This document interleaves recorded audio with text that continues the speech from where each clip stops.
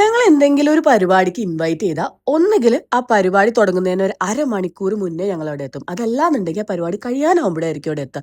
ഈ ഒരു പ്രോബ്ലം ഞങ്ങൾക്ക് മാത്രമുള്ളതാണാവോ?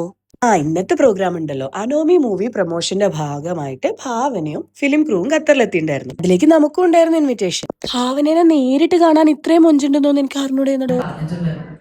അങ്ങനത്തെ ഒരു ക്യാരക്ടർ പിന്നെ ആലോചിക്കാനേ പറ്റുന്നില്ല. അതിന്റെ ഫേസ് ആലോചിക്കുമ്പോൾ തന്നെ നമുക്ക് അയ്യോ എന്നിങ്ങനെ തോന്നും. ഞാൻ അങ്ങനെ ഒരു സീരിയസ് ആയിട്ടുള്ള മുഖം അങ്ങനെ ഞങ്ങൾക്ക് ആലോചിക്കാൻ പറ്റുന്നില്ല.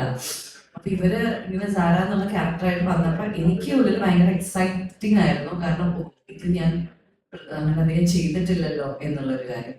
അങ്ങനെയാണ് സാറയിലേക്ക് വന്നത്. അതുകൊണ്ടാണ് നമ്മൾ റീഇൻട്രൊഡ്യൂസിങ് ഭാവന എന്നുള്ളൊരു ഇത് കൊടുത്തത്.